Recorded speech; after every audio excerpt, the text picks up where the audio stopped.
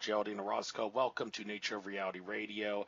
I listened to your interview with Susanna Ross yesterday. It was very, very impressive. I'll let you repeat and regurgitate some of the stuff you said on that program. I might as well, or probably not going to be able to set the stage for this interview unless I give you the chance to talk about your experiences. First, before that, though, I see you have 3 websites, hybridmother.com, GeraldineOrozco.com, and BayAreaMeditation.com. I guess I might as well use every single one of them as a guide. If I don't know if one needs to be used as a guide any more or less than the other, but they're all different things, obviously. But here on the Bay Area Meditation site, it gives you a lot of credentials here. It says you're a certified holistic stress management and meditation instructor, a pranic energy healer, certified quantum energy healer, psychic, Akashic Intuitive, Qigong instructor, remote viewer, ascension coach, radio host, experiencer, writer, and artist. You're the whole kit and caboodle. So that's great. Glad to have a guest on my show who can cover a whole range of things, probably worthy of being called a polymath in a sense. So enough babbling from my end. Tell us, I guess, a little bit of how you fit into all these things. Well, what happened to you that got you into this experience? Can you say ET hybrid? Yes, you can. That has a lot to do with your life, and I want to give you the chance to talk about that, especially to grab the audience's attention. So I guess regurgitate everything that you can about your life story that you talked about with your Suzanne Ross interview, and then some, if you want. We got 2 hours, so go ahead. You got the floor. Yeah, thank you so much, Andrew. It is such an honor to be here, and I really thank you for your time and the hard work that you do in putting this platform out. It's tremendous. Thank you. So a little bit about me. I started my work, I guess I've been on a pretty deep spiritual journey for many years, and I think everything began in 2009. I had a tremendous life change, and it always seems after these difficult life changes that we tend to want to look within or try to find some answers that are, often difficult to just find in, just regular life and I guess the routine life that we live. So, I tried to go deeper, and I guess what happened is a partner of mine passed away, someone that I was very much in love with, and I had the idea of like having a life and partnership and family, the whole 9 yards. And so that really made me begin to question. I didn't really get into the deeper things, but I started to question reality, question emotions, question pain. And so I went into kind of like a deep dive of trying to find some answers. And in that search, it kind of led me to different schools of thought. I was very much interested in meditation, and meditation was one of the things that really helped me tremendously understand my emotions and my journey on a deeper level. And from there, I was introduced to a shamanic trainer that focused on pranic and energy healing, and I decided to join his school. It was a shamanic energy training school. And then from there, I got certified in pranic and quantum healing, which both of them are different and somehow complement each other tremendously, I feel.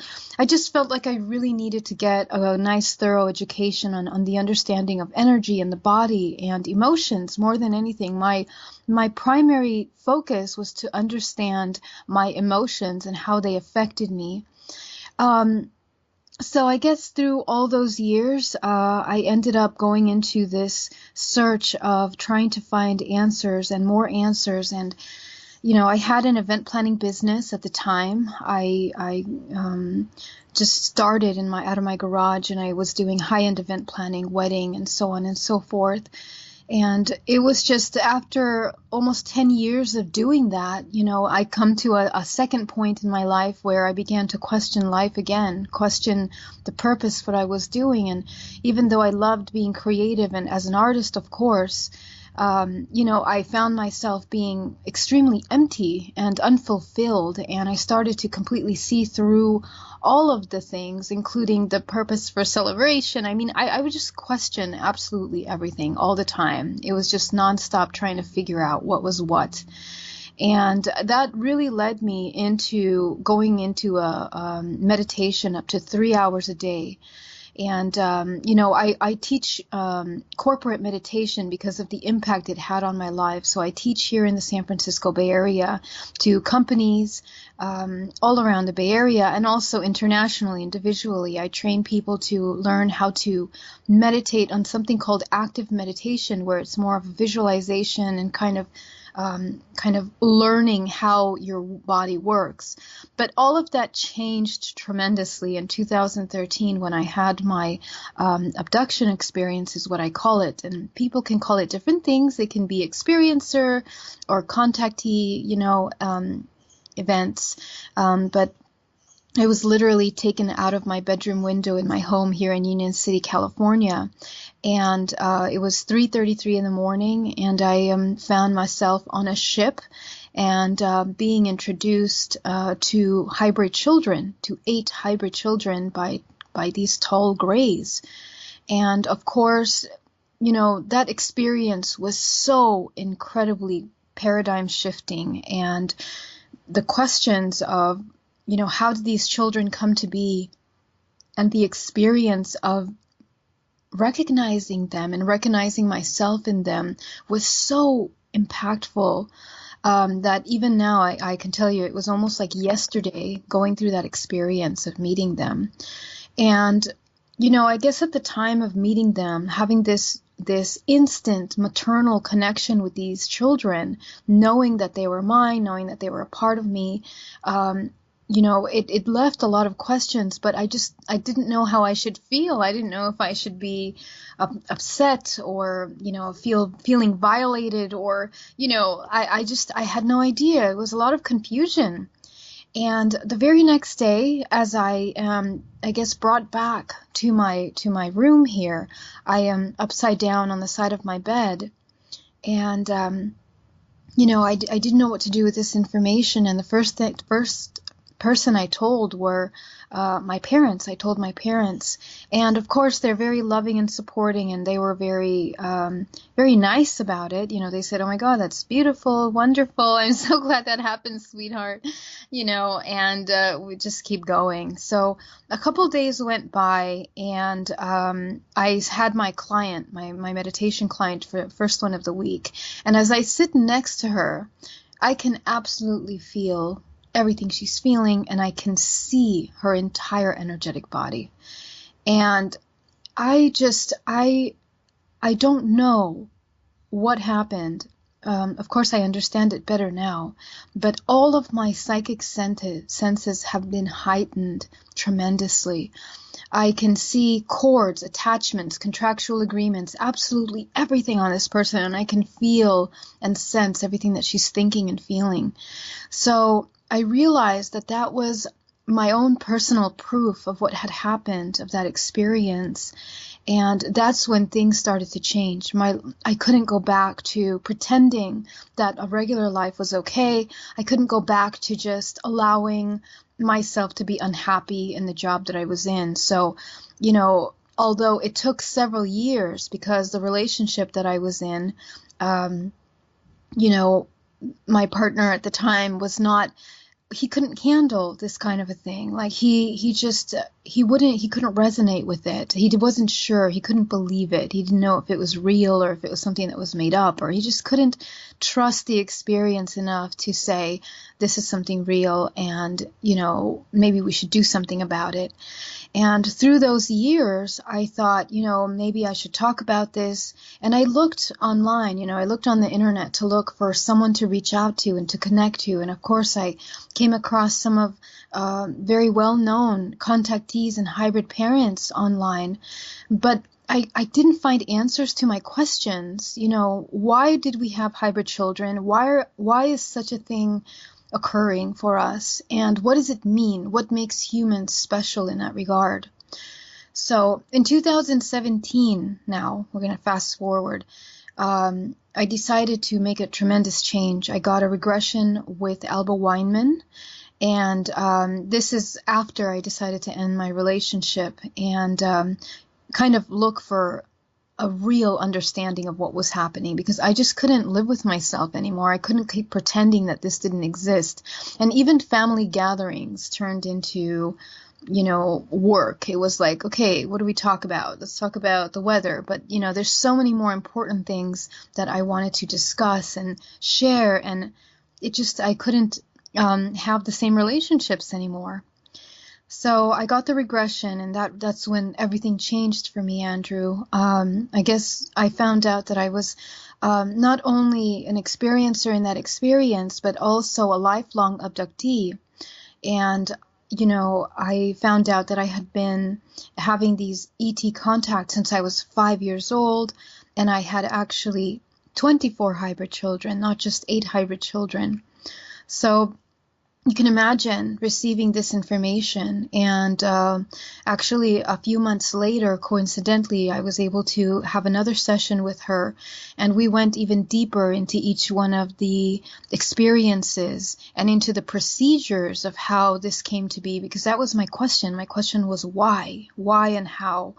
And I was able to receive some answers through my own personal experiences.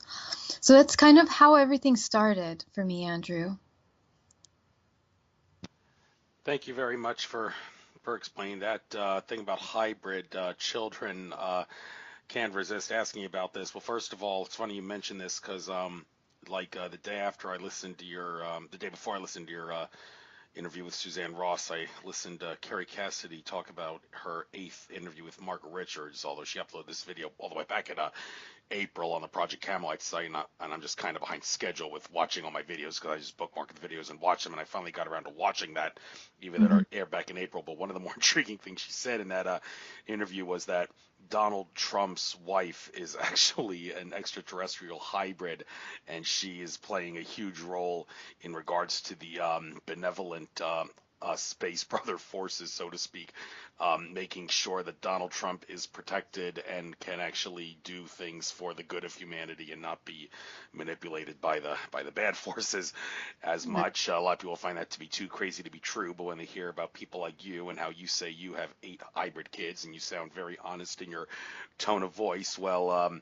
any I know you don't know Donald Trump's wife personally, but I mean, is there, as someone who has hybrid children, is there really any way that the average run-of-the-mill person, layman of ordinary prudence, would be able to tell that someone walking down the street is an ET hybrid, or by not just looking at them and also talking with them, communicating with them, or is there really no way to determine it? It's just one of those things you have to use either remote viewing or psychic ability or Akashic ability to find out as truth. No, I mean, of course I am I have an advantage in that realm where I can actually tell whether you are or not. But, you can tell, absolutely. And I think you just need to know what to look for. What we are, and one of the messages that I have to impart, that most importantly, and is that we are a human race that is a cocktail of DNA. So even all of us that here live on this planet are a combination, a mixture of different races, really.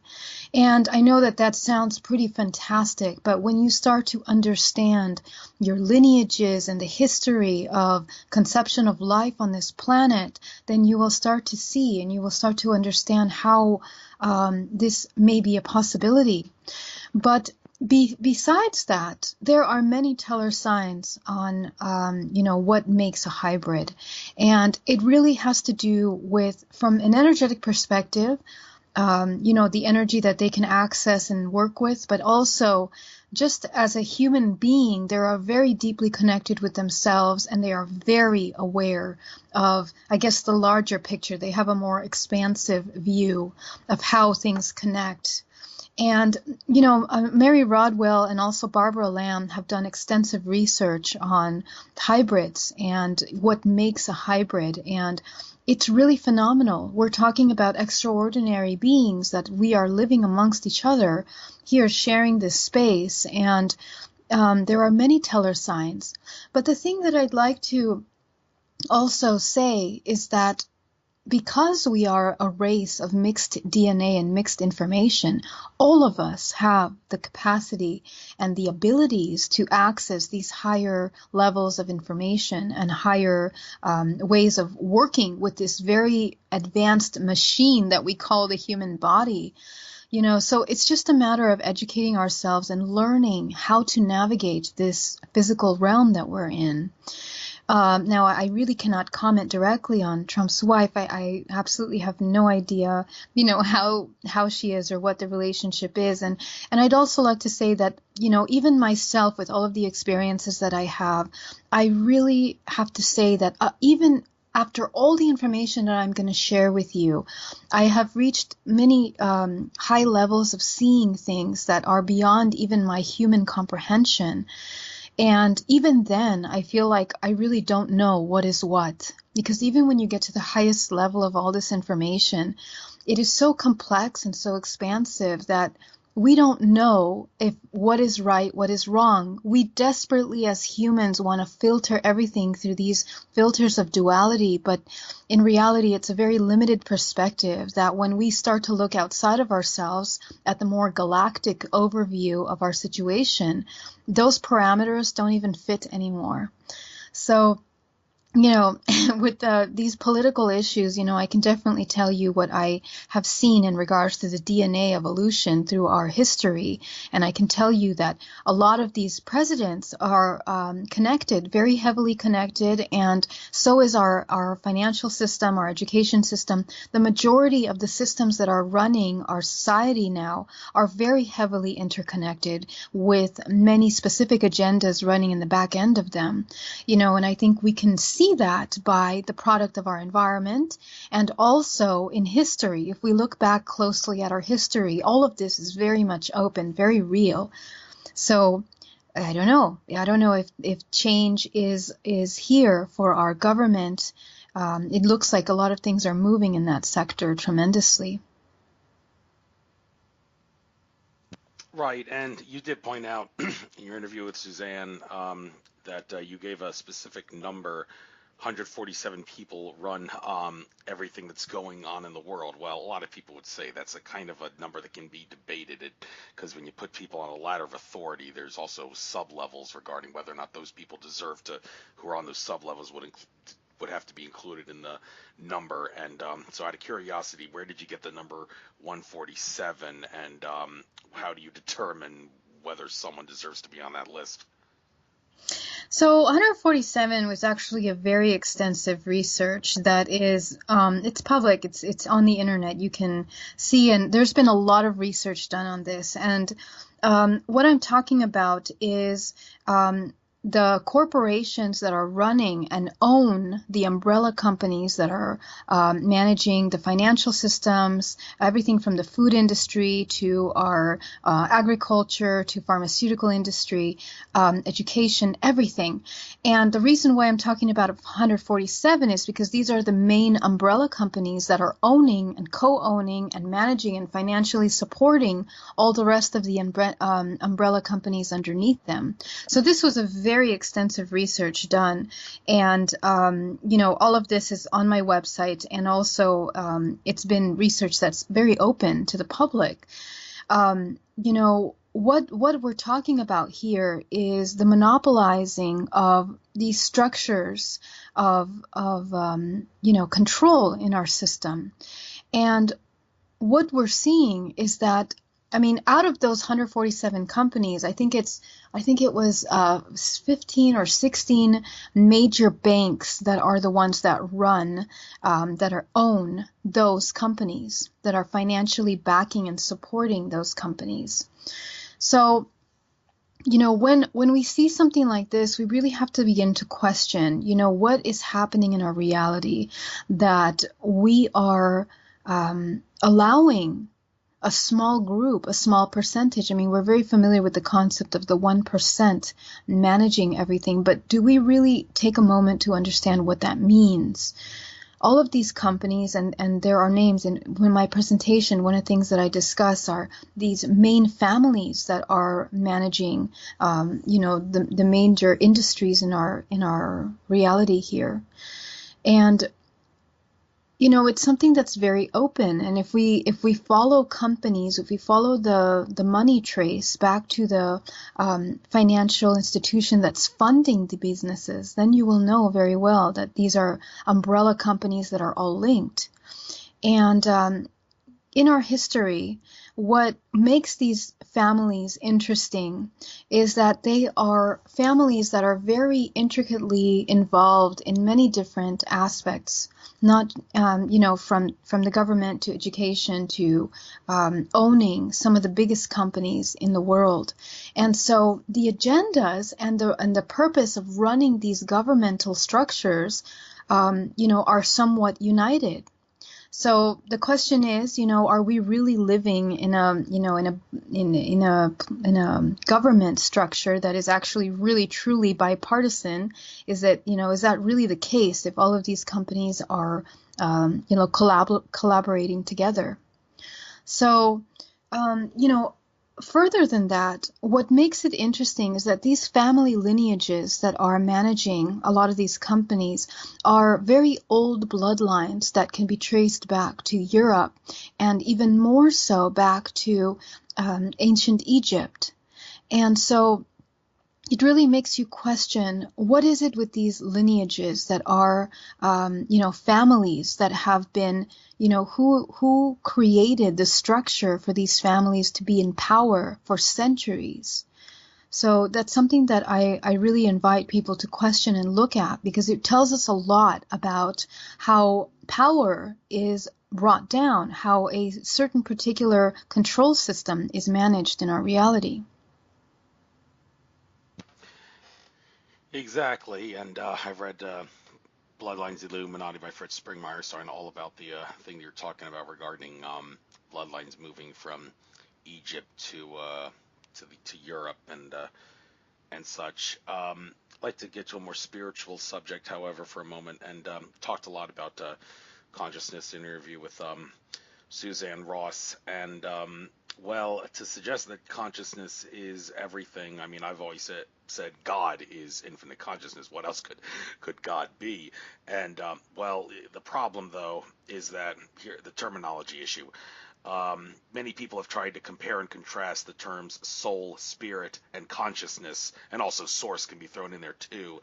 And out of all the explanations that I've heard of people that think that they are different things and deserve to be looked at as different things entirely, George Kavaslis, I think, gives the best, where he asserts that consciousness and spirit both emanate from soul. Soul is best defined as eternal essence of isness, or eternal isness essence, whatever way you want to word those two terms. It's just the way things are and the essence that they are. And consciousness is the awareness of being aware, and the key thing there is aware. There can be no consciousness unless there is awareness.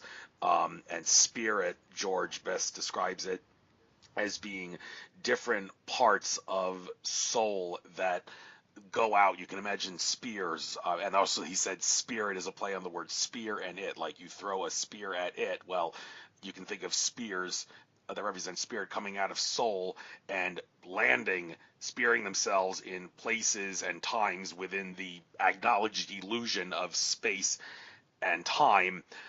That's the best explanation, I feel. Well, I guess the best question for me to ask you is, do you agree or disagree with that way of comparing and contrasting spirit, soul, consciousness, and also source? Mm-hmm. Yeah, that's an interesting question. I mean, spears, I guess you can say spears. I haven't looked tremendously into, what he means by that analogy of spears. But I think what I would say is that source, we as humans, we have this need to understand where we originate from. And of course, I think that's where the concept of source came from. And even though I use that term sometimes for energy work and healing, really what I'm talking about is an infinite consciousness. And infinite consciousness is basically the fabric of everything within this reality that we live in, with everything that we are co-creating or cohabiting with here on this holographic illusion of a life. And so what I would say is that as humans, even, we are almost like a projection, actually, of an image of life form that is being projected holographically in this world, in this three-dimensional plane. But above that, there's many layers of how this infinite consciousness is filtered through dimensions. So what I would say is maybe a fractal, that the soul is really more of a fractal of that infinite consciousness. And from there, comes the concept of soul, which is, I guess, I would say a projection of that fractal of infinite consciousness, which the body is in. Well, I hate to interrupt you there, but you seem to be suggesting that it's wrong to say that consciousness emanates from soul. If soul is a projection of the fractal of consciousness, then that would seem to suggest that you believe that soul comes from consciousness. Or am I looking at it the wrong way? Yeah, I would have to say that soul comes from consciousness, because the concept of soul is something that we humans have come up with. We believe that the body requires a soul in order to encapsulate this infinite consciousness, because consciousness is infinite. It can take any form, any shape, any kind of embodiment. But what is really the definition of a soul?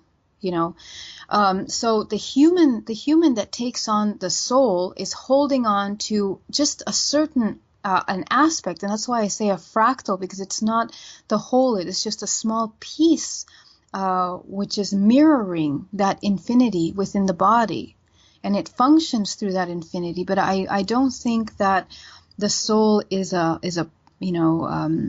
separate entity from that consciousness.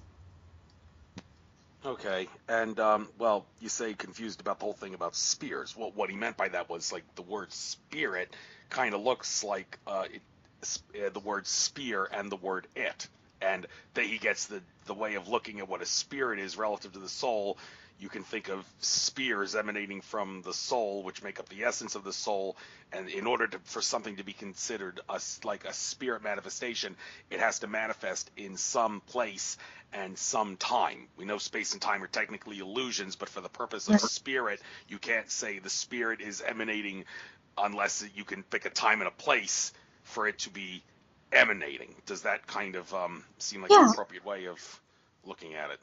I understand what he's saying. Absolutely. Yes. Okay. And regarding dimensions and parallel universes, interesting how with Suzanne Ross you were talking about how every well, maybe we need to compare and contrast dimension versus parallel universe, but the thing is, you say like all these dimensions and or universes have consciousness. Well, do they? I mean, when it comes to parallel universes, and you're talking about universes with completely different laws of physics from both a 3D and a 5D and whatever D level you want to get to, well, then it can't possibly be a universe based on consciousness or a universe based on light, because, well, the laws of essence of physics, of science or whatever, are completely different. Or is that too far out for you to be taking seriously? Because some people want to think that far outside the box. Are you willing to go there in regarding to understanding reality nature? Yeah, I mean, but why do we think consciousness is specifically tied to light? I mean, why do I we didn't have say that. I'm just saying that there's other universes where there's no consciousness and other universes where there's no light, because the laws of physics are completely different. It's just that this is a universe comprised of light, is it not? Isn't everything in this universe light at some core level? I mean, light is just the frequency, right? It's how the frequency is traveling, so through time and space, right? So, I mean, I'm not seeing the connection. I mean, we don't know what the physics or the structures of other dimensions may be, but consciousness is the definition is the state of being awake and aware of your surroundings. And how we can define infinite consciousness is basically the fabric or the energy, the intelligence, the intelligent energy that is fueling all things into a shape, a form, or an existence.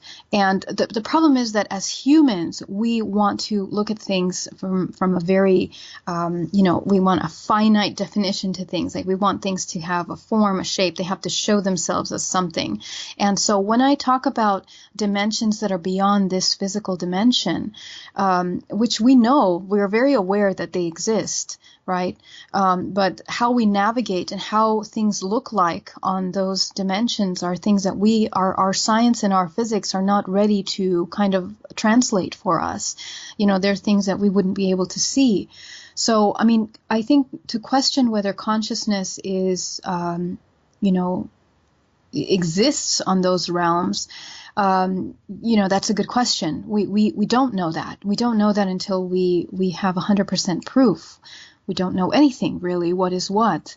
But what I do feel and what I have seen and experienced is that when we leave this dimension of reality, the immediate dimension, when we start moving towards higher levels of existence and reality, the laws of physics are different in those realities because of how the movement of information is moving through. They translate into different aspects of shape, form. So they look completely different. And so as humans, like we wouldn't be able to translate how they look. But consciousness is kind of like the fabric of all things because everything has the ability to be aware of itself. And so, whether the physics are different or not, I mean, that doesn't really have anything to do with the fact that it is an intelligent, self-aware substance that is tying all of these dimensions together and that they have the ability to create within themselves. All things can create within themselves somehow. Oh yes, no question. That's how consciousness works. The ability to create. All the certain things are better than others. Like one advantage we have over the archons, as David Icke's been saying, is they have no creative imagination, and we do. But that's another subject in and of itself. I also want to ask you about, the thing about the laws of physics, though. This is an interesting subject that has been causing a lot of people to scratch their heads maybe recently, and some people don't really want to talk about this because the can of worms it opens is, too confusing. I mean, they say that Newton and Einsteinian laws of physics are obsolete. It shouldn't be that they're wrong as much as they don't take into account the whole factor. I mean, when you realize your infinite consciousness, you realize you're not bound by the quote-unquote laws of physics, which are applicable at a suppressed state of consciousness. Now, one could say, well, is there anybody who would have problems with that reality? Well, think about the 9/11 truth movement trying to use the laws of physics to try to prove that the official story of 9/11 is a fraud. Well, if the laws of physics are flawed in that they don't really tell the whole story, does that mean the 9/11 truth movement's argument about the laws of physics showing the official story is a fraud is not valid? Well, I talked about this in my interview with Joe Farrell, and he and I were both basically of the opinion that, no, the 9/11 truth movement can rest easy because the fact is the people that staged 9/11, the bad guys who really did, they work at a low level of fear-based consciousness, which is kind of bound by the laws of physics in and of itself. So they couldn't have staged 9/11 in any way that would have violated the laws of physics because they are bound by them too, which means that the 9/11 truth movement can rest easy knowing that, okay, the fact that the bad guys who staged 9/11 are bound by the laws of physics, which they work at a level of consciousness toward, like Newtonian physics and such, that means that we can use the laws of physics, Newtonian physics, to prove that 9/11 is a fraud, and we're not discrediting ourselves. Does that kind of make sense to you, understanding how the laws of physics actually work and how they validate something? Yeah, I think there's a lot of things that are being mixed there. The laws of physics, whether your frequency is high or low, or what you're doing, that doesn't define whether you are tied to certain laws of physics. I don't believe.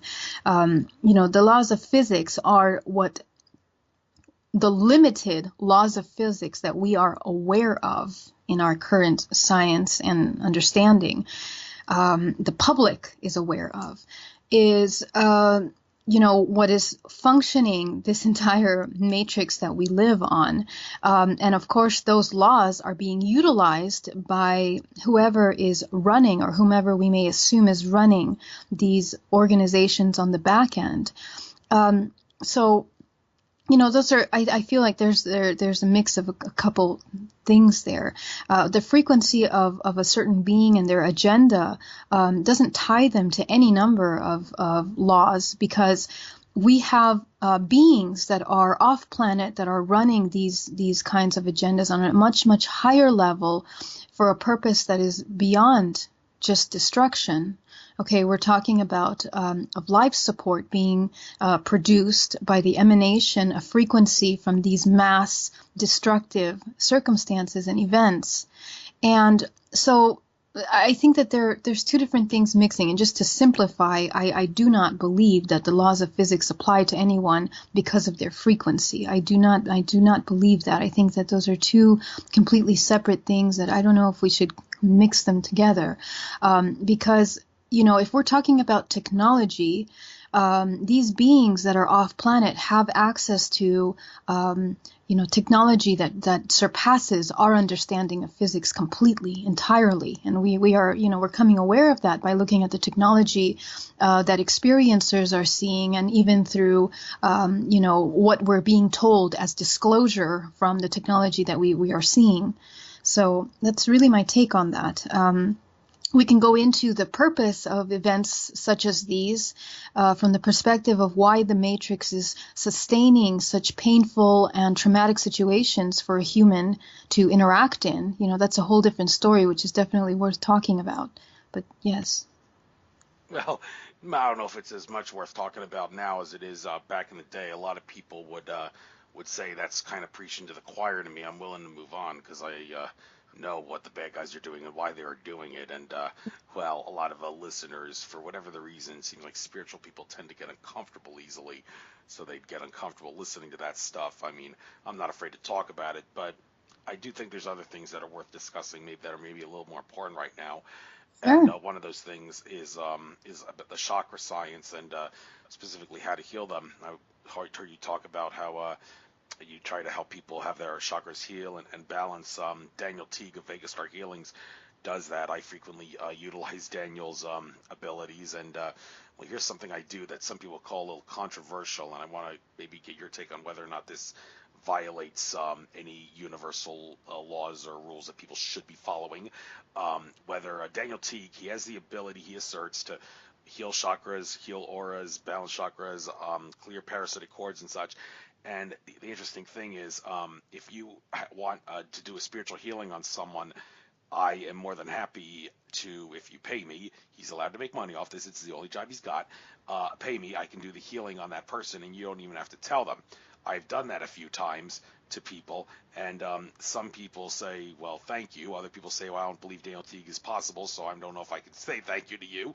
But one of the more inauspicious comments people make is, you shouldn't be doing that to people. Daniel Teague shouldn't be doing that to people without asking for permission first. Well, I assert that Daniel Teague, the fact that he is able to do that, which he got this power from being in a near-death experience car accident, and realized he had this power after that, he is basically asserting, and anybody else who can do it, he does say, the fact that I'm able to heal someone like this, even if I don't ask them, that implies that I've already gotten permission from their higher self to do the healing on them.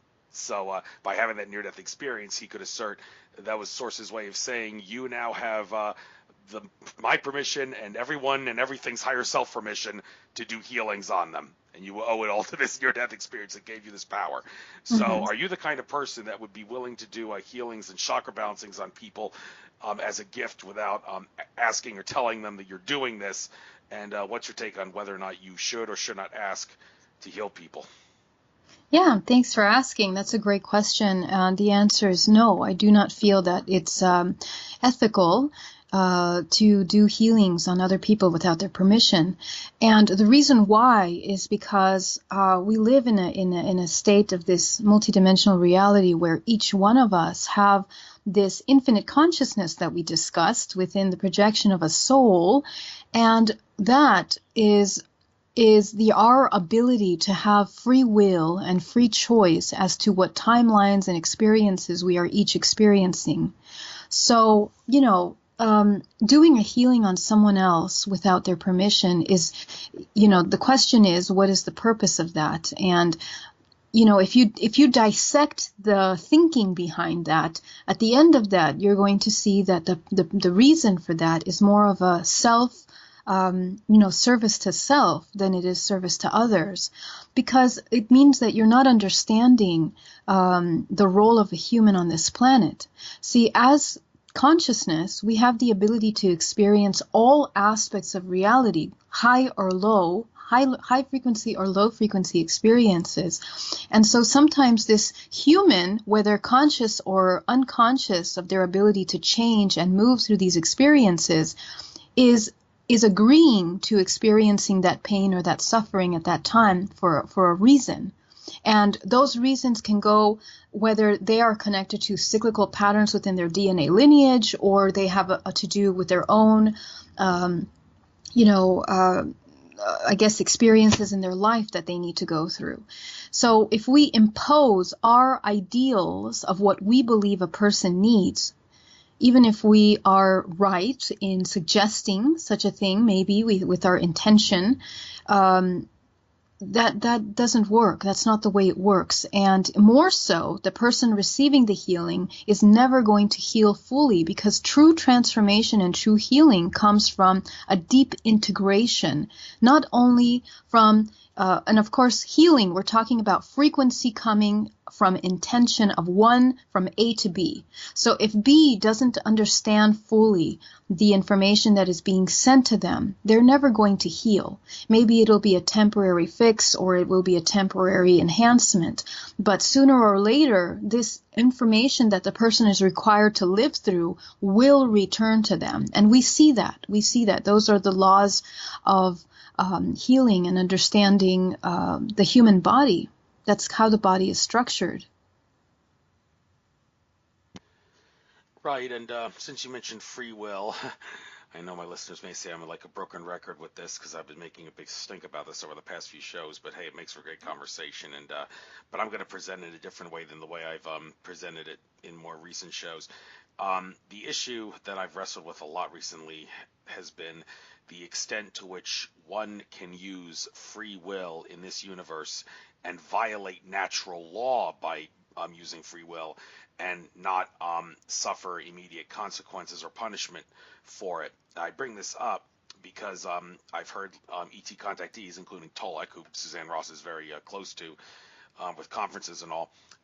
He has and others have pointed out that our space brothers and ET councils up there, they do have the ability to shut the powers that be down in a heartbeat if the powers that be were about to pull a doomsday switch. Well, okay, but that raises the question, well, if the powers that be are using their free will in this free will universe to violate natural law, don't we have an obligation to ask our space brothers to stop them from doing that? And don't our space brothers have an obligation to act like the benevolent cop on the block and protect us and stop the bad guys? I mean, Tolek has pointed out that after he gave the location in his interviews with Alfred Weber of underground and undersea reptilian and malevolent gray alien bases, he got a call from someone in the NSA on his phone who said, "Stop talking about this or you and your wife and kids are going to be dead."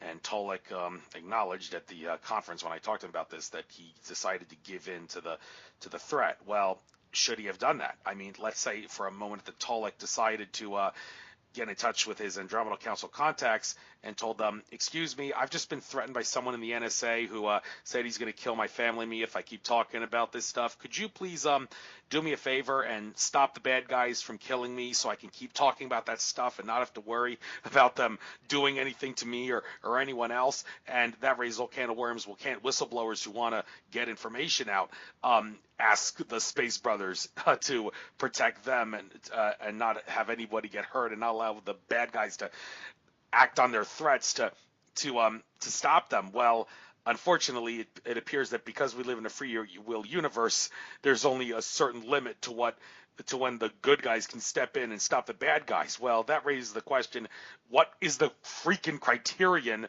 that the good ETs decide, okay, we're just going to sit back and let the bad guys kill people, or no, they're really doing bad things, we got to step in and intervene? I don't know if anybody knows the true answer to this, but can you maybe give your any take on what criteria needs to be met for the good guys to step in and answer our plea to stop the bad guys? Well, it's a good question. And the thing is that, don't you think that if that were a possibility, it would have happened up until now? If we have these experiencers and these people that have been contacted by their connections of ET races of higher frequency, why wouldn't it have happened up until now? And so that really makes us question the history of contact and evolution here on this planet. Because what are the benefits of all of these ET races, and what are their relationship to human? From what I have seen and what I've experienced, these ET races are behind the origin of the conception of life on this planet. So the human race, I feel that we are a genetically modified product of many different races. And through evolution, what I have seen personally is that there are three main bloodlines that have seeded on this particular planet. I'm not saying that those are the three main bloodlines for the entire multiverse, or, that we are living in. But I believe that on this planet, it was three main bloodlines that have seeded into the human race, in the total human race that we live in. So that being said, the question is, well, where did those main bloodlines come from? Yeah, I really would prefer you elaborate on this too, in addition to maybe get into the subject of it, because you did talk about this, and I was very intrigued by this, and maybe after you give your take, I can maybe ask you a few questions about, well, maybe there's some other ET races involved and not just these three. But go ahead, you got the floor on this, and I'll shut up. Oh, yeah, thank you. No problem. Yeah, so when we look at that, the question is, how did these three races evolve? And what I've seen is that they are an evolution, even within themselves, of their own genes. So the oldest race that I have seen personally is the Draconian race, which seems to be from which all races in this matrix universe have evolved from. And what I mean is that they are a genetic alteration and a genetic manifestation that naturally they split within the fragmentation of duality in multiple dimensions that we live in, that we are all coexisting in. So I feel like they have evolved, and from there, they may have been, just like everything is kind of split up into the spectrum of frequency. There are high frequency beings and there are low frequency beings, but we are all stemming from, an origin. And that origin is the main creator of this organism, which we call this matrix multiverse, I believe, is what I want to call an organism, because it's the best way for me to help show you what I have seen and what I understand, that in this particular organism of a matrix universe, it's almost as if the consciousness driving the structure of this reality is a rejection of consciousness, in which it then becomes this parasitic essence, as you may have heard others speak of as well, that requires a survival, and from the parasitic concept requires this energy exchange between certain higher frequency manifestations and lower frequency manifestations. So we're living in this duality. And what we're talking about now is this dimension. On other dimensions, this may function in different ways. But I really feel that, in reality, the humans here on this planet are in a certain hybridization system that we are being made to cycle through the illusion of life cycles. And each one of these life cycles are producing certain frequencies, certain information that is then either assisting or, not assisting the evolution of these other major master races within this organism that we live in. Now, there there is a very intricate exchange, but beyond that, besides that fact that there is an exchange, is an understanding that since we are all consciousness, even those beings are consciousness, just on a different level. There is the concept of free will. Now, the concept of free will is a very tricky subject, because when we think of free will, we think, okay, we can do anything we want, we're free. And that's not exactly true. We can do what we are believing we are capable of doing within the structure of reality that we are placed in. And in this matrix reality that we live in, it's a very, very deeply and complex compartmentalized reality that gives us our belief systems, that gives us our understanding of our, as we talked about earlier, the physics, and even our body and what we're capable of doing. So within those belief systems, it's kind of like the program of a computer. We insert this program into Earth, and so everyone on Earth is following that program. If you alter that program, then maybe you will be able to access different information. But that's kind of how the system works, I believe. So I don't think it's so simple to say that we can just talk to these higher frequency beings and ask for help or ask them to change and move things, because everything is also flowing in a certain order. Even then, even for them, there is a compartmentalization of power or exchange of information. And who's to say that even these higher frequencies, I do believe, are also parasitic, just on a different level. And I tend to believe that, actually, because there is always an exchange. Maybe the word parasitic is too strong, but what I'm talking about is there is always an exchange, an interchange of information and energy between human, or this manifestation of consciousness, and that realm that we are connecting with, other realms of life forms. Thank you. And those three specific races, I don't think you actually mentioned specifically who they are. Could you get into that, and where you are making the assertion that those are the races that have helped with evolution of us here on Earth? Yes. So in my regression, what I realized through my own personal experiences is that I myself had been working or collaborating with these races at in a certain timeline. And the main master races I was shown on a map was a draconian race, a kind of evolution of a reptilian race that evolved from the draconian race that is designed to be architects of matrices per se. They are the architects of creating these holographic realities that we're living in. And they don't only do this on our planet, they do it on any other planet, on multiple planets, on all the planets, in order to create very complex structured realities that are mirroring and working with how the human is built. So on different planets, there are different structures of reality, and for those structures of reality, they produce the humans that will be holding on to this consciousness, our soul, our information. We are embodying that. And the bodies that we have, these physical Earth human bodies, are very, they're designed in such a beautiful, perfect way in order to work with this environment that we live in. That's why, the human body, I believe, is one of the most advanced biotechnologies in this matrix multiverse, because based on our understanding of our matrix and the reality that we live in, we can understand how the body works, and vice versa. I feel like we are a mirror of what is outside, and what is outside is a mirror within us.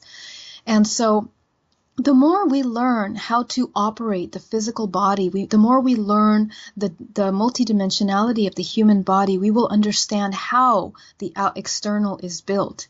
And so this is what this race is designed to do. That's what they do on multiple planets.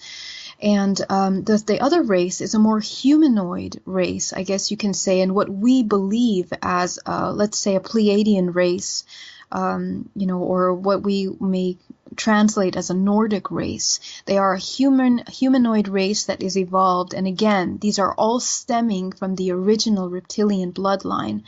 And what makes the bloodline different, and this is a very deeper subject that we can talk about maybe some other time, but what I believe is consisting of DNA is information that is stored through many cycles of lifetime, and the DNA will record even previous incarnations within different manifestations of life forms. So, for example, you can have a lifetime on Pleiades, you can have a lifetime on the Sirius constellation, you can have a lifetime on many different races, through many different races that are here in this multiverse, and all of that will be recorded within your DNA, within the information that is stored from the DNA to the physical body, but then also into the higher levels of your body, which are then translating into the soul. Ultimately, the soul, which is that infinite consciousness, is holding on to all of those experiences as well. It is keeping that information as well. So those are the main races, and this is how I came about this information. And from there, of course, I'd like to add that, there are many other races that are within this matrix multiverse that we live in. Oh, there's no doubt that there are. And, when can they finally show themselves? Well, it seems that, this is not me talking. This is Brad Johnson, who channels Adronis, talking based on the rate of evolution of consciousness here on Earth. The probability says that 2050 is basically when the aliens can, for all intents and purposes, land on the White House lawn and say, yeah, we're here, the UFO nuts and the ancient astronaut theorists were right all along, get used to it, we do exist. I hope it'll happen a little bit sooner than that, but,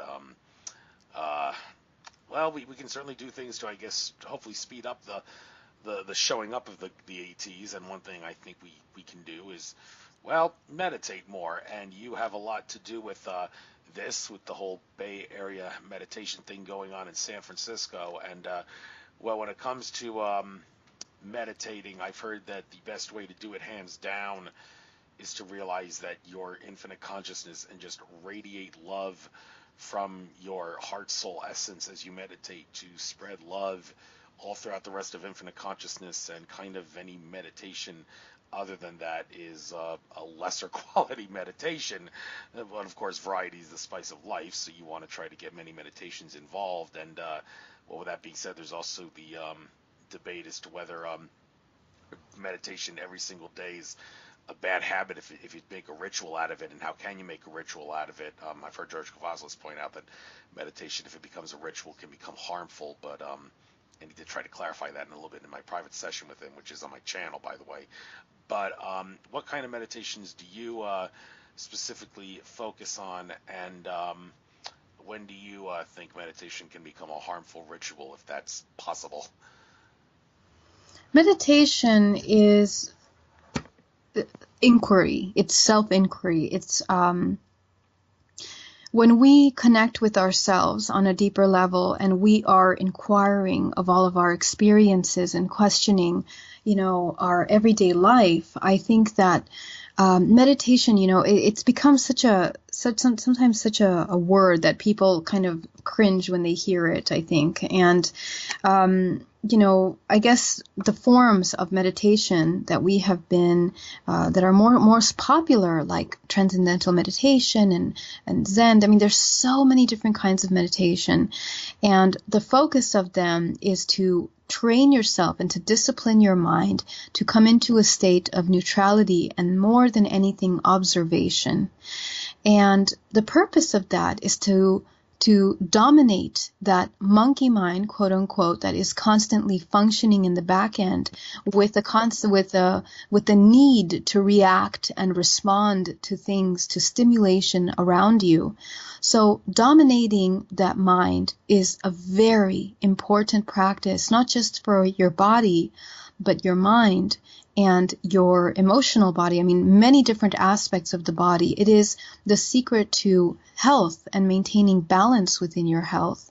And of course, there are infinite, studies done on this all over the place. There's so much information backing up the benefits of meditation. And even in our technology now, there's a huge opening in the mindfulness field here, especially here in the Silicon Valley, where we are studying mindfulness. We are learning the power of this mindfulness as it creates a huge impact in wellness, in our creativity, in our success, in so many different realms of our lives. So I really don't, I'm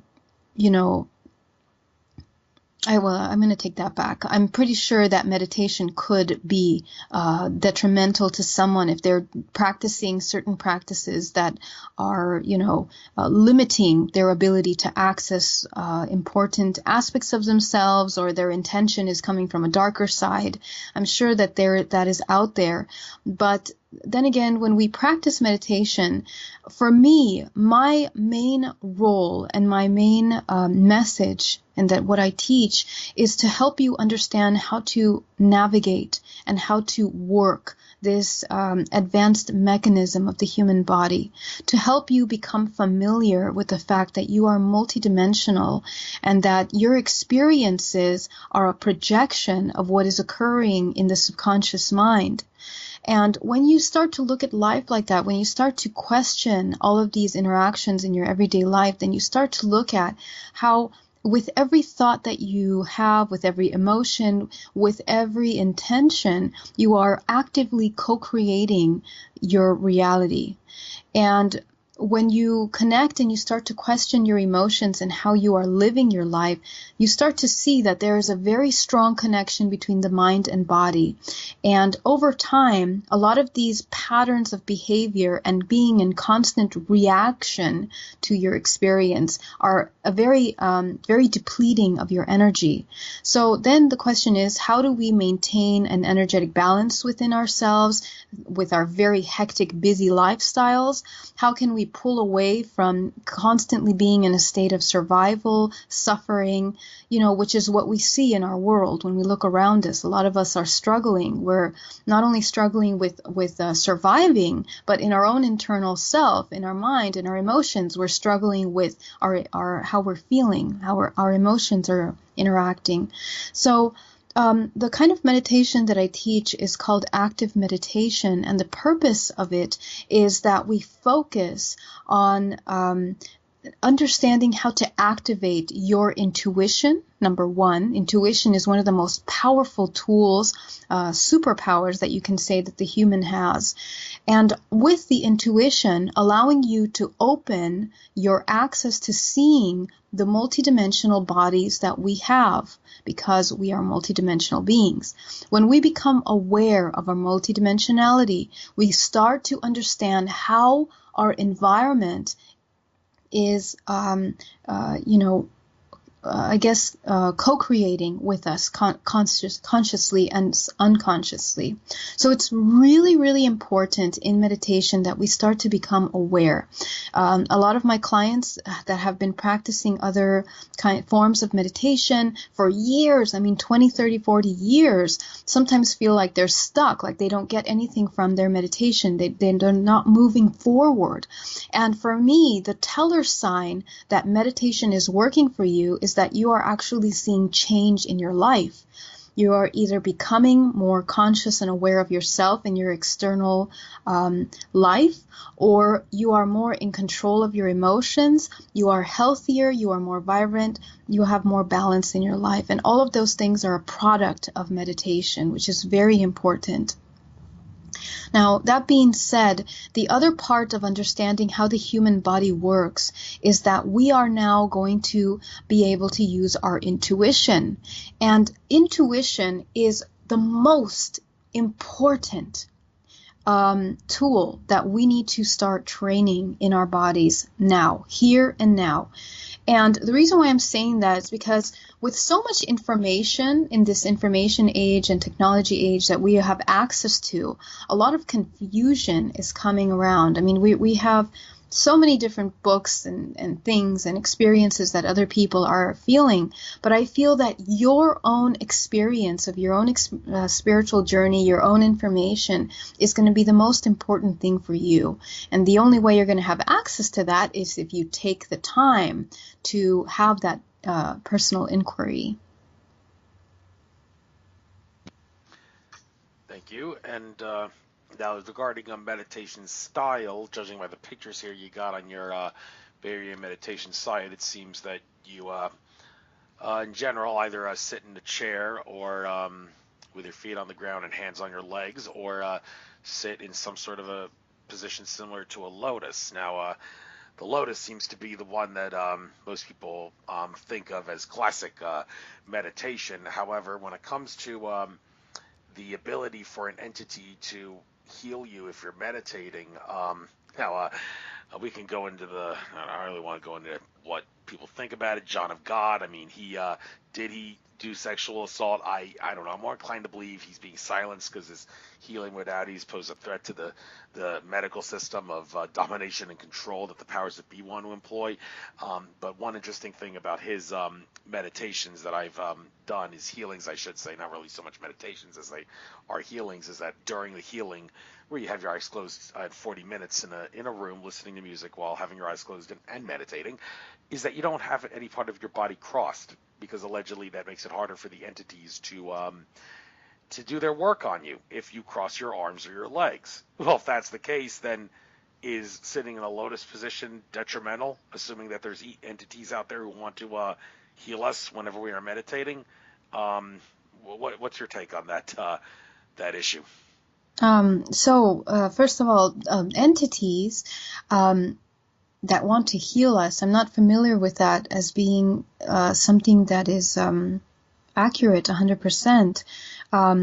It is my very strong belief that in this time where we are very heavily being bombarded with a lot of information, and we are also opening the understanding of our multidimensionality. We have access to people that are channeling entities, information, and beings, and even angels. But I really want to invite people to question these kinds of connections and channeling. And it is my strong belief that the human, their only connection and their only channel of information should come from their higher self, or let's say their highest expression, their highest frequency, through the development of their own cleansing and purification process.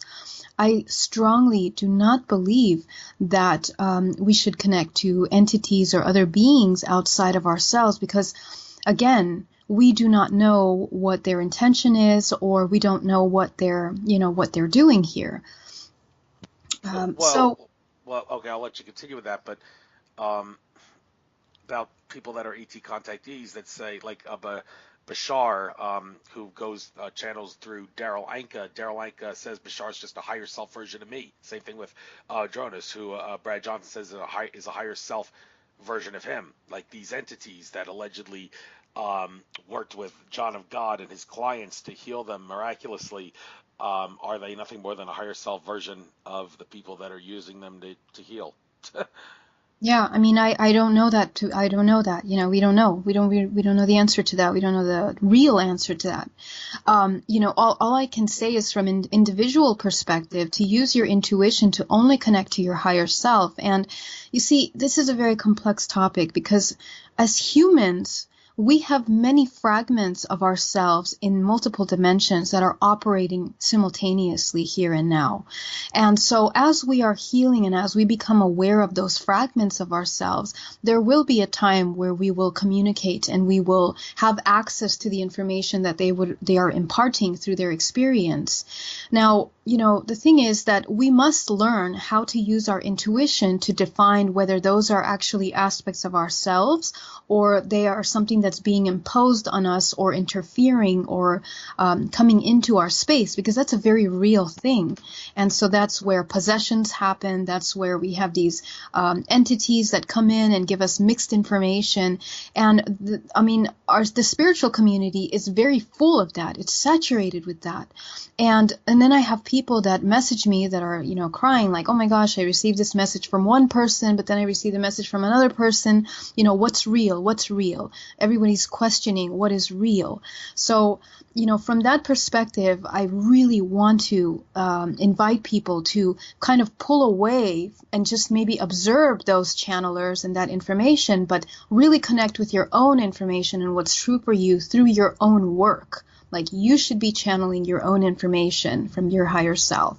Secondly, crossing the body and the legs, I'm from my studies and from my education, the reason why I do not cross, or we don't suggest to cross the legs, is to allow the energy to flow freely through the physical body. That's the reason why.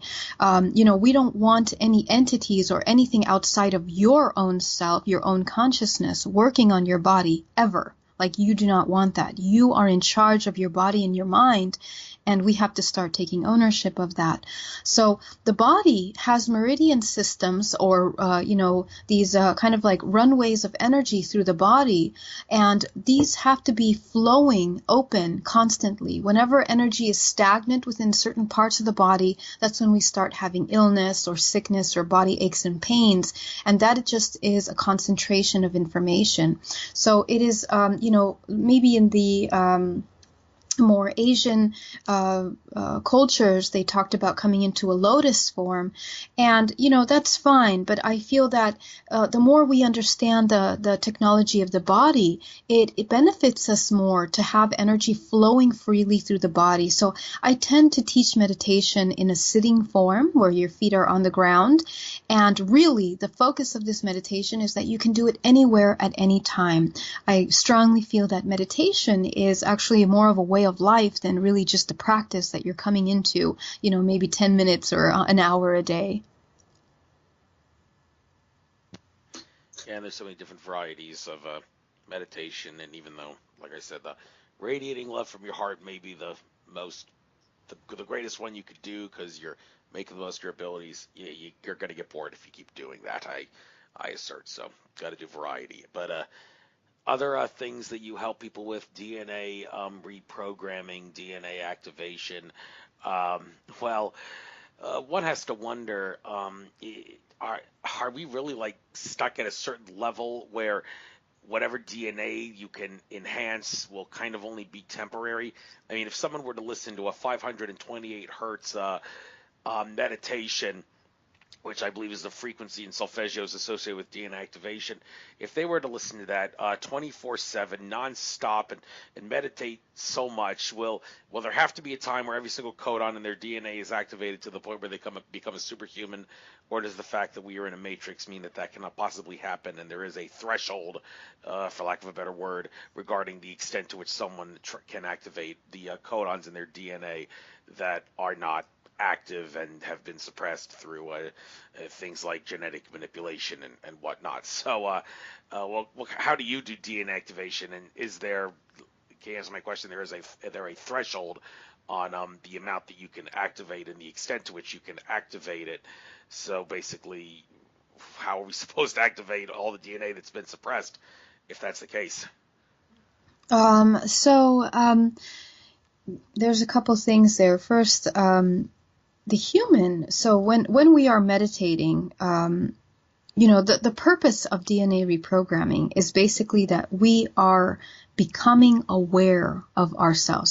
So as a manifestation of humans, as a manifestation of life, as consciousness within this physical body, the human body, we are just ultimately consciousness becoming aware of itself through all of these experiences. And right now, this is the life that we have chosen in order to do that. So that being said, as consciousness, we are moving through these experiences on a daily basis that we are recording in our DNA. Everything that we are feeling, everything that we are doing, saying, our intention is being recorded. Not only are we absorbing information from outside of us, but we are interacting with that information. And that happens from the skin level, because the skin is one of our largest organs, which is connected to our nervous system. which is then connected to our endocrine system, to the organs. And this connection goes all the way down into the cellular molecular level of the physical body, which is like one giant receptor that is constantly interacting with its environment. So everything that we choose to do is deciding and moving on these timelines of existence and experience. So when we talk about DNA reprogramming, we're talking about all of the stored information that you have been imparted with in this lifetime, this time around the sun, or this time around this very limited 100 years of life that you have with your family lineage. And how it works is basically the soul that we were talking about comes into the physical body, and that information is then projected into the physical 3D world that we live in, so me and you. And through this filter, through a prism of light, you shine light on it and it fragments into a spectrum. In that exact same way, the human body is split up into the 7 chakras. And those chakras are managing certain organs and parts of the body. And each one of those certain parts of the body are energy centers that are, by frequency, aligning with the information and filtering the information that we are experiencing here on our everyday life. So, it's quite a complex thing. And so when we talk about deprogramming, we're talking about literally accessing the imprints of experiences and information that is stored at the cellular level, opening that information, accessing that information, which is then projected into the memory system of the body.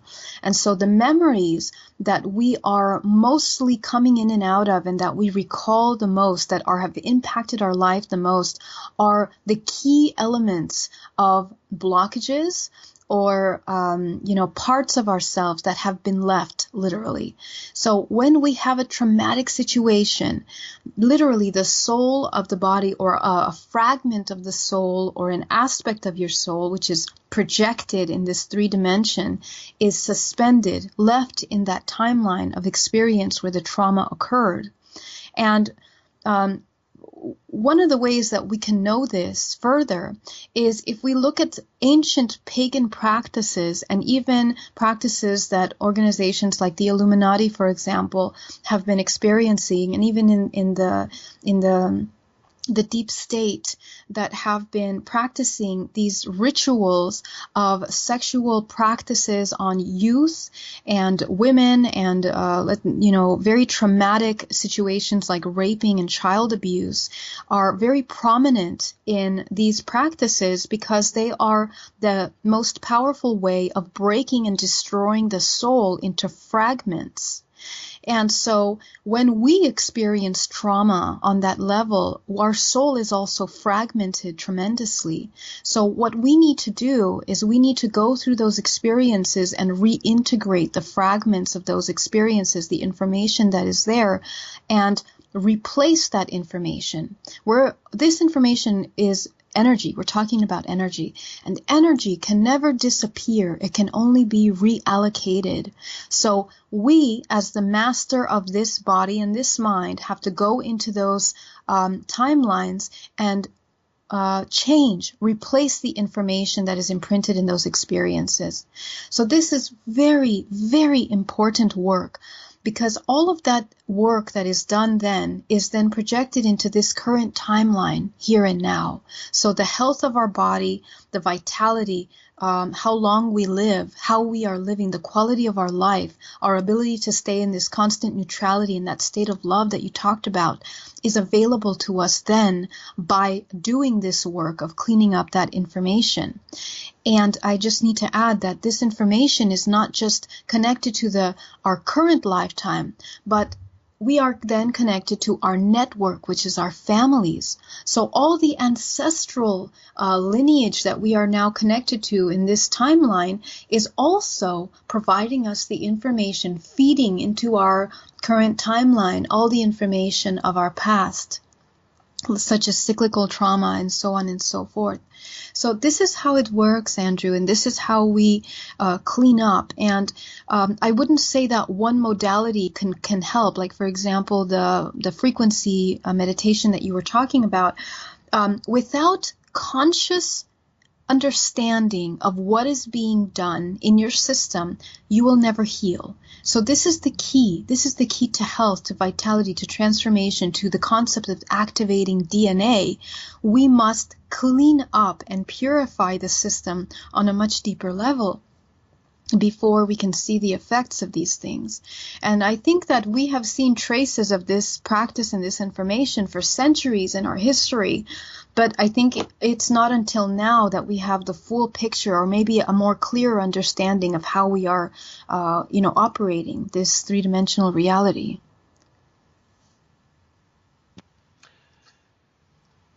Thank you very much. And some of the things here I'm seeing under the all right, I found the list again.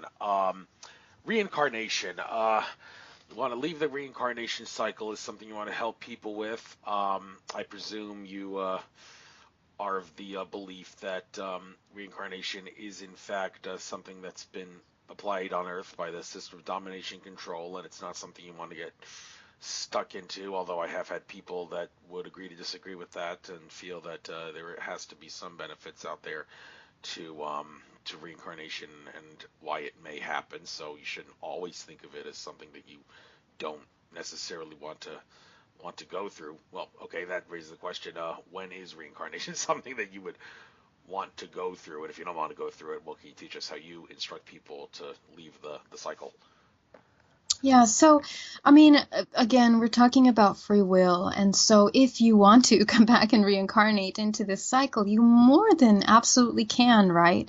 But, that doesn't deny the fact that you have access to a suggestion or an understanding of maybe another possibility that can be real in our reality, which is the fact that if we are living and sharing our space with a parasitic manifestation of life form that is feeding off your every low frequency within this, there are also higher realms which you can access. There are also higher manifestations. And I think that in reality, we have all cycled through many different kinds of realms of existence in this organism of multiverse. So we have gone through high levels and low levels. So really, it's just consciousness becoming aware of itself through all these experiences, and whether they're good or bad is a very limited way of defining those experiences. I think that we need to have a more broader perspective when we look at these things, because the way that we want to compartmentalize things, again, as always, is we want to say, okay, everything in this box is good, everything in this box is bad, and we want to stay in the good. And that's really not the way it is. I mean, for infinite consciousness, of course, it's infinite, has the ability to experience even the lowest, darkest aspects of itself in order for the whole, the much larger organism, which could be maybe we are a cell inside of a much larger human, and maybe infinitely so into a much larger organism. We are all like fractals of this consciousness experiencing all aspects of duality and even beyond. So I can't say that I limit the concept of, you need to leave the reincarnation cycle. It's completely up to you. But what we have seen is that we are storing information, and that we are being brought back into this current timeline of Earth, or this manifestation of life where we are being in a parasitic exchange. We see that. We see that in our reality. We see that in the pain and the suffering that we're experiencing. We see that. That's something that's quite apparent in our reality. So the question is, if you would like to do that or not, and how it serves you is completely up to you. I believe that as we deprogram our DNA, we are then having the ability to move beyond this organism called a matrix multiverse. We have the ability to experience even further, more expansive aspects of reality, or existences in other dimensions. So the soul can do that. And that's basically it. You have a choice. You can either stay here or you can assist yourself in evolving past all of these experiences. But I cannot say one is right and one is wrong because we don't know that. We absolutely don't know that. We are, pure consciousness, and it is up to you how you wish to experience that consciousness on any dimension. No doubt it does, of course, go down to the personal choice factor with a lot of things. And let's go to some of these other things that you can choose to do and also choose to have other people help you with. Release karmic contracts. Now, this thing about karma and how much karma one has to resolve in life. I did this Chinese exercise of sorts where it says something about how you can determine how much karma you have to resolve in this life, judging by the amount of zeros that you have in your date of birth. And there are some other certain specific things to it, but I happen to have 2 zeros, and I think it may just be the first 2 dates, not the year, but I have 2 zeros from April 7th. That's 0407. That's where the 2 zeros come from. And so I do have a relatively high amount, and that makes me wonder, what can I do to speed up the karma? Well, can releasing karmic contracts help me with that? And if so, well, how do you do it? I see. I've never heard of that before, but that's very interesting. Well, I think that releasing karma. Again, we need to understand what it means to store karma in the first place.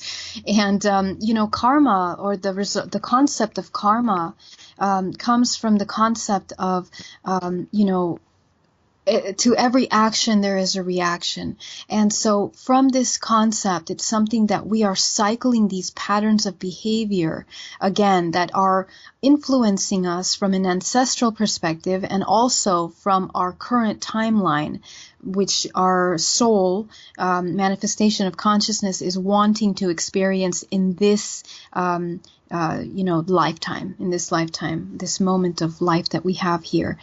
So when we're working with releasing this karma, ultimately, I guess we're talking about expansion. We're talking about coming into health, into pure expansion, the highest expression of yourself. And when we want to access lower aspects of ourselves, and that's something that I want to add to the previous comment, even though we have free will to decide how we're choosing things, how we are experiencing this reality, I guess the most beautiful, the most complete, the most expansive expression of yourself will be that outside of suffering and pain.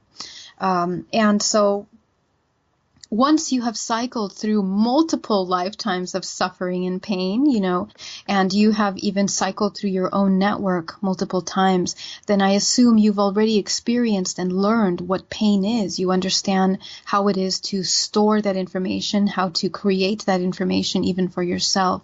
So once you feel that you've had enough of learning and experiencing pain and suffering, you can start to question, how can I let it go? How can I release it? And ultimately, all of these experiences that we have, for example, our father, our great-grandfather, and so on and so forth, let's say they were a product of abuse.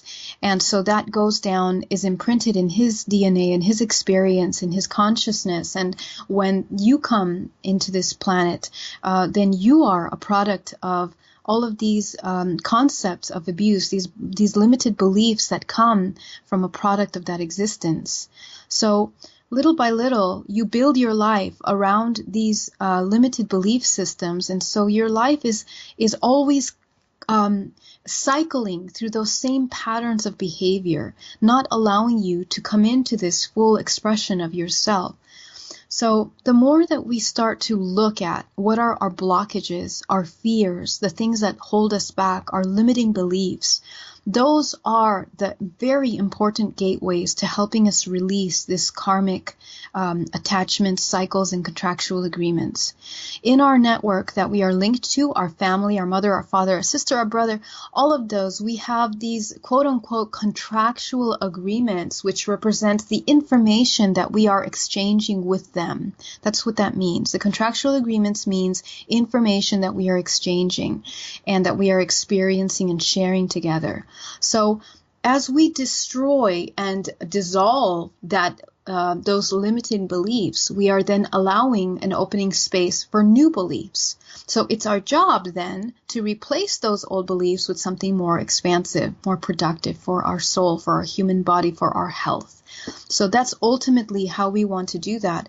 And my sessions are focused on, it's a 4-part session, what I do. The first part is teaching you how to access the technology of your body, understanding it.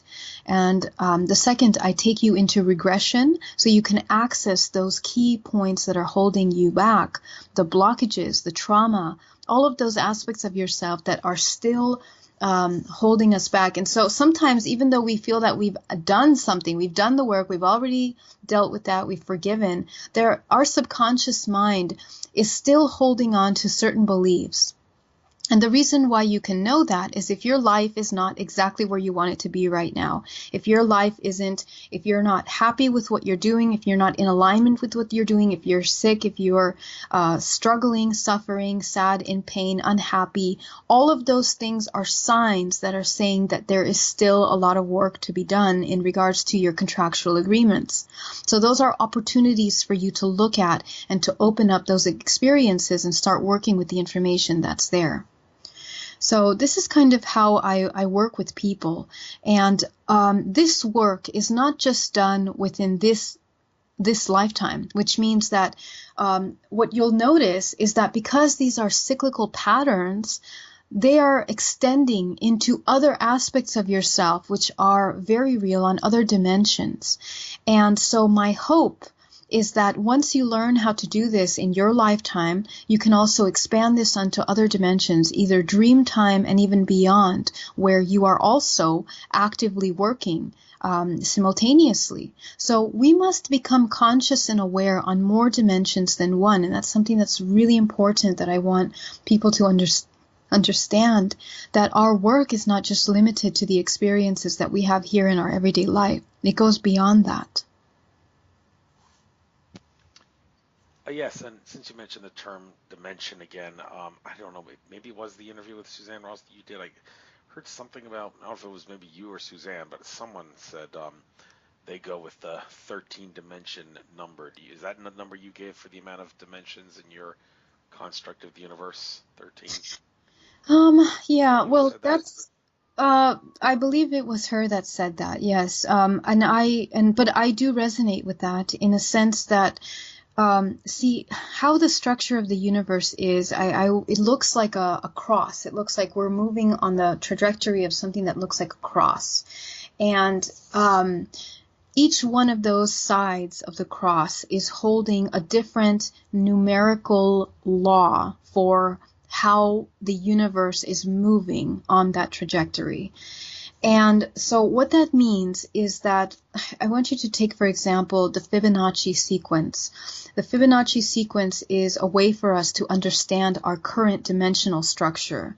Each one of the aspects of the Fibonacci has a different number, like 13, 22, 20, 24. I forget the sequence of the Fibonacci right now off the top of my head, but each one of them is the basic structure of each dimensional section that we have available to us here in this timeline.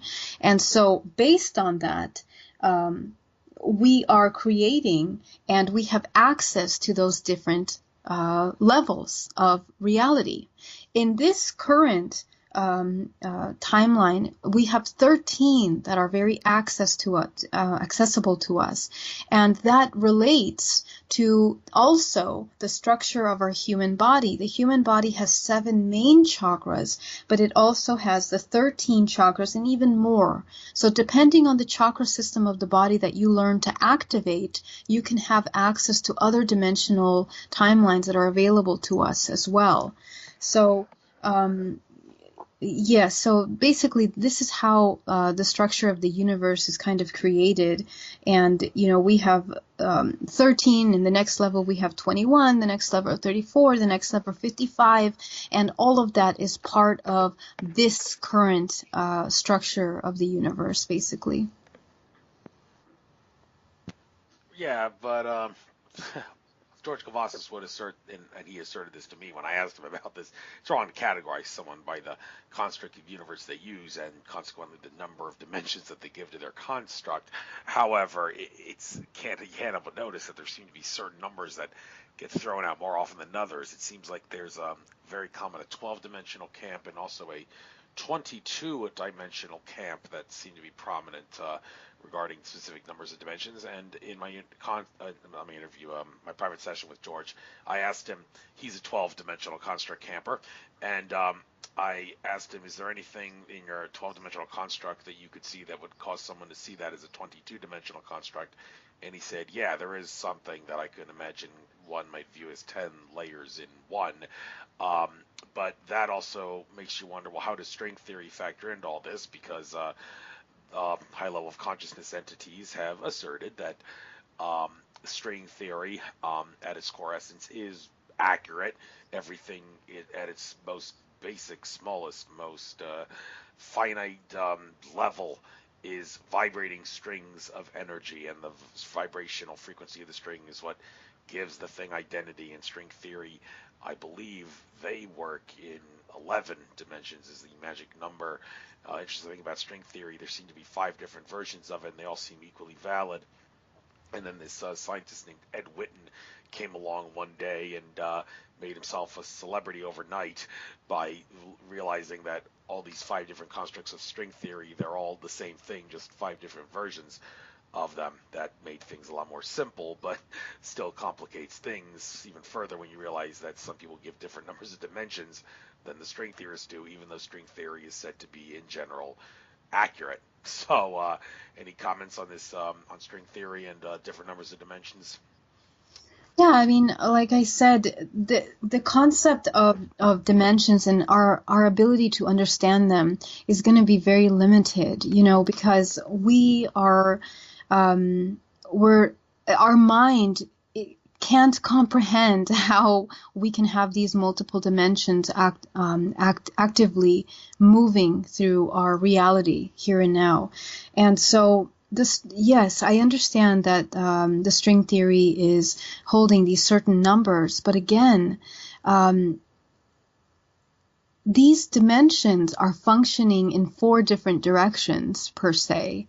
So for each one of those directions, they're going to have different laws, different numbers. And even then, we don't know how these structures are relating to each other.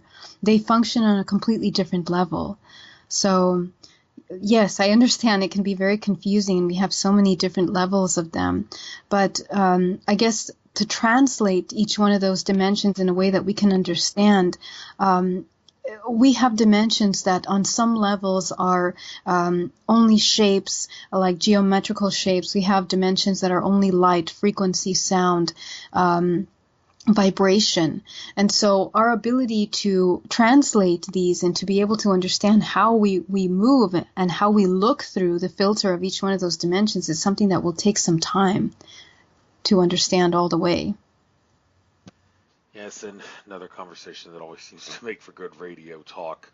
Okay, out of curiosity, Geraldine, do you see the terms dimension and density as synonymous, or are they 2 different versions of, well, are they 2 different versions of the same thing, or are they different things entirely in your construct of understanding those 2 terms that seem to be used interchangeably a lot?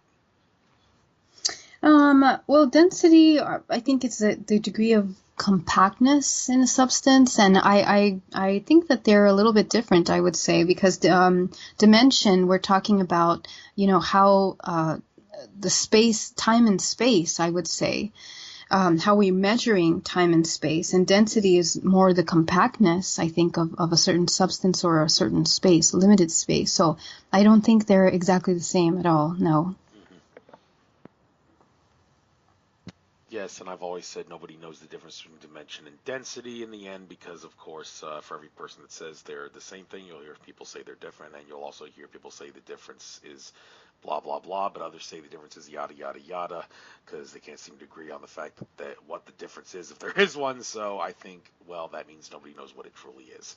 So, but of course, people try to make a joke out of the thing nonetheless. People I were interviewing about this had like 5D in their a website title or whatever, and I asked them out of curiosity, does the D stand for dimension or density?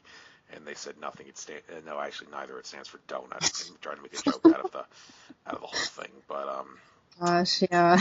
okay. But anyhow, I'm digressing.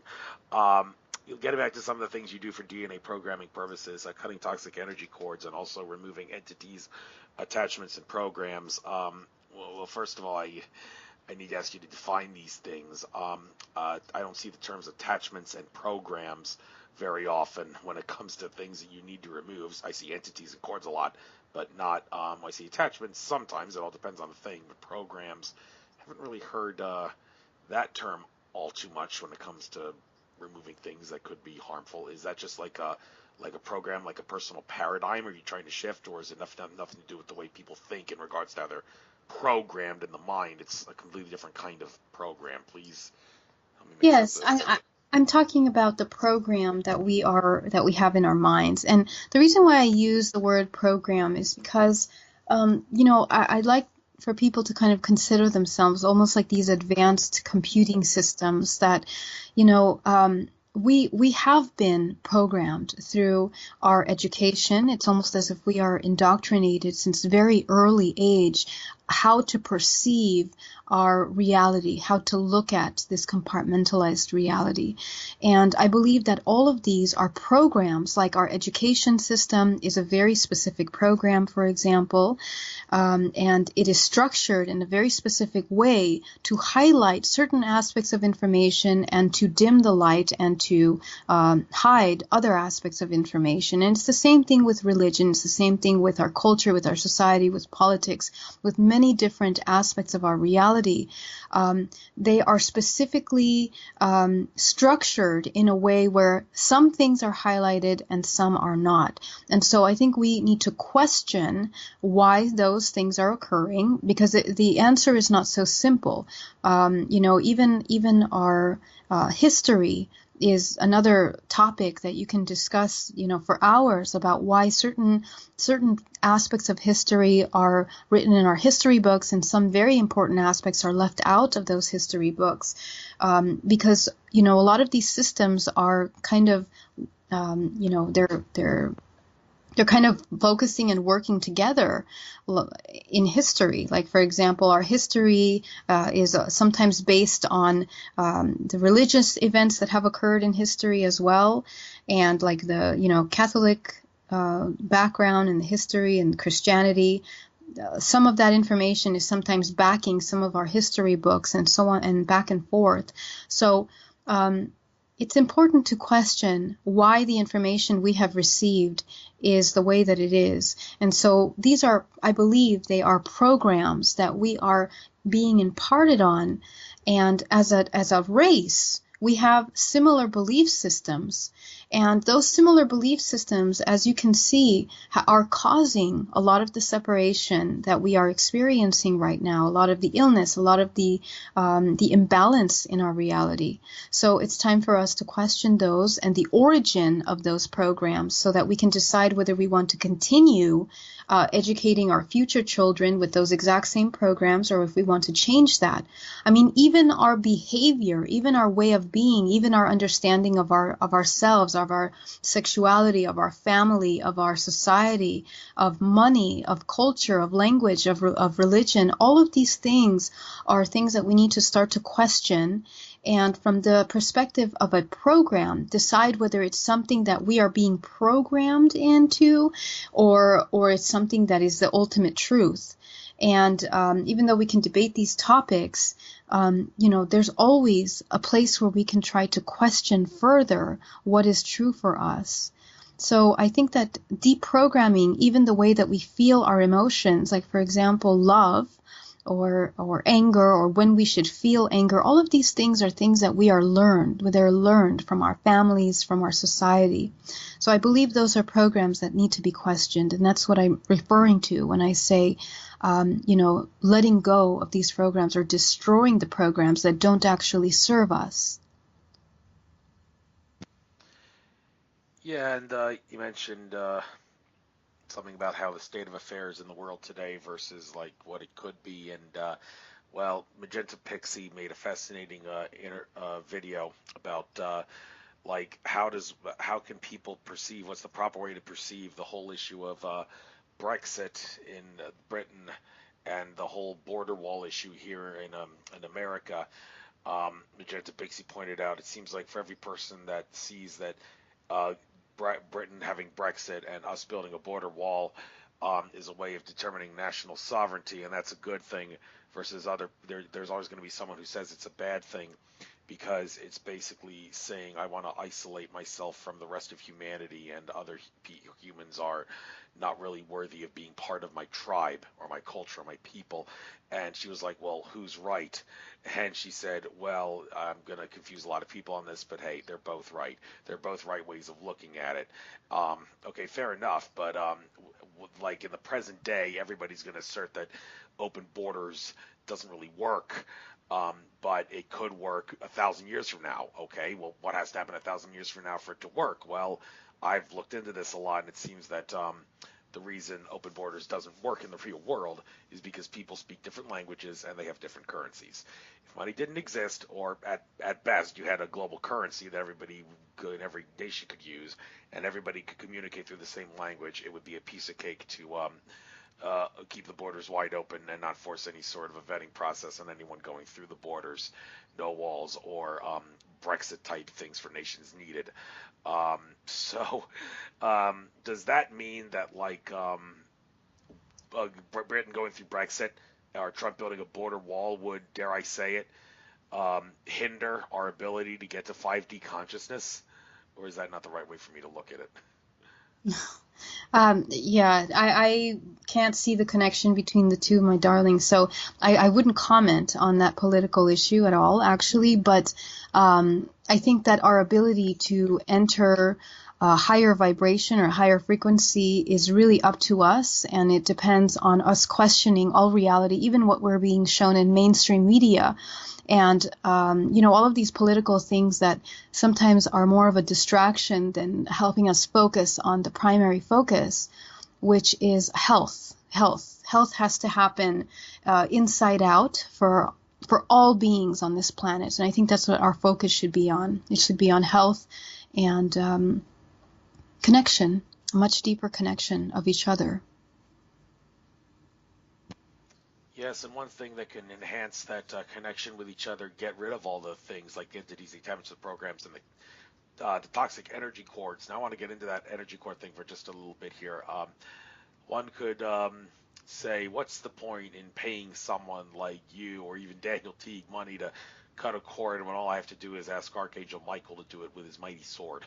Um, Funny, I asked that question to Archangel Michael when he was channeling through Daniel Scranton when I had Daniel Scranton on my show, and I was like, why should people pay money to someone making just ask you, Archangel Michael, to cut the cord free of charge with your sword? Archangel Michael's response was, well, some people find it more relaxing and reassuring that someone at a down-to-earth level did the healing on them. So, or got the cord in this case, I should say. So, well, that's what Archangel Michael says. Um, I don't mean to start a business rivalry between you and Archangel Michael. Not that the latter needs money because he's an archangel. But when it comes to cutting cords, would you say, well, you definitely should consider me for certain reasons, and the reasons are, well, and get into them. And also one other thing I want to point out, this also crosses into the whole thing I mentioned earlier about needing permission from someone to do spiritual work on them. Apparently Archangel Michael doesn't have to ask someone. Like if you say, Archangel Michael, I have a cord between myself and this person, please cut it. Archangel Michael don't have to ask that other person for permission to cut the cord, does he? No, he does not. So, well, why would anybody have to ask for permission on for any other healing? Why would you, as a matter of fact? So, yeah, how does your energy cord cutting work, and to ask for permission, and how do you do it without asking for permission? How does nature allow for that? Can you get into that, please? Sure. So, first of all, when I do my healings, I don't cut the cords for you. You have to cut them for yourself. And so, if you have a practice, there's a lot of people that don't even know that they can cut cords, and that's what I'm here for. I'm here for the people that are not aware of how to utilize the body, how to properly cut cords with people, how to clean up your energetic exchange. And this is something that has to happen on a daily basis. I believe this is daily energetic hygiene. Just like you brush your teeth, you should know how to manage your energy. You should know how to cleanse your energy every night before you go to bed and when you're getting up in the morning to protect your body. So the kind of work that I do, first of all, what I do is just to facilitate and train people to learn how to do this for themselves. That's my biggest focus. And the reason why I do my sessions the way I do, so openly, teaching you and guiding you through the process. You see, I can see everything that you are seeing in the session. So I can see the chords that you're seeing, or I can see the chords that you don't see. So I help you, guide you through your own energetic space so that you can become aware and you can learn what it feels like to have chords. You can learn to identify the chords and then hopefully continue doing this on a daily basis. That's my main focus. So when it comes to cord cutting, if I do a healing, it means that the person is asking me to assist them in doing it. So that's where the permission and the exchange, and always before I start a healing, I ask for the permission to enter in this space and, to see these things, to look at all of these things and to share this information with them. Nothing is ever done without your permission, without your wanting to do it. And anyway, even if I did it without your permission, you would not get the benefits that you require from it. Like I said earlier, you have to have the consciousness and awareness of what's occurring to be able to have a real, true transformation. So, but there is one thing I do want to mention, that the reason why I help people learn how to do it themselves is because, again, I try to empower you to not depend on anyone or anything or any concept of an external power that is stronger than you. For me, it's really important that we start to embody our higher self, that we start to embody and take responsibility for our own consciousness and how we are navigating this realm, these multiple realms. So we are the ones that have to cut the cords. We have to work with our energy consciously. And I try to tell people to, don't give Archangel Michael so much work. Focus on yourself, focus on you. Because, this also, a lot of these projections of angels and entities are aligning with you based on your frequency. So if your frequency is low, there will be an exchange with you and the entity or the being that is being presented to you. So you have to learn how to be your own source of healing. Yes, and when it comes to healing, many assert you got to heal yourself if you expect to heal other things. Focus on yourself first. Try to be the next Wolverine, the X-Men who can heal himself, the one with the claws. Yes, that's his unique ability to heal himself, and we kind of have that ability. And a couple questions. I'm going to throw them out at you, and hopefully, you'll remember them and can cover them very quickly because we've only got a few minutes left. But is it really true that you're only as strong as your weakest link, or are there many exceptions to that when it comes to healing yourself? You may have a few shit happens things here and there. They really are, maybe they are your weakest link, but they're not worth worrying about. Is that really true in the world of spiritual healing? And when it comes to if someone really feels an obligation to heal other people, but they have some sort of a problem with them, anything is possible in this infinite consciousness reality. So one who doesn't have, who has a lot of weak links, should still be able to heal others, even if for whatever the reason they don't want to heal themselves. But I'm sure it would hinder the ability to heal others. So I guess the best question is, what percentage or amount of yourself has to be healed in order to get the best quality healing on other people? I'm sure the obvious answer is 100, but hey, there are certain things that you can, if you have these things hurt, don't worry, you can still heal others with these things. And what are some of those weak link things that you can think of? No, I mean, you cannot help other people until you help yourself. That is the bottom line. And what that means, to be healed, means that you have worked through all of your pain and your suffering and all of the programs that are causing you to feel and be in a constant state of reaction with your life, with your experiences. So once you have understood how to come into a state of neutrality, and you can navigate your emotions and control the emotions and control what you are co-creating, then you then understand how to help other people.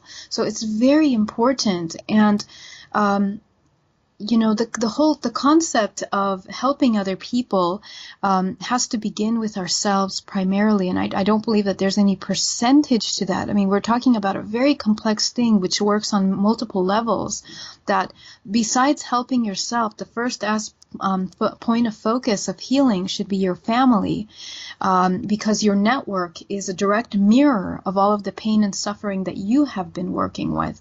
And all of the relationships that you have in your life are a mirror then of that same pain and suffering.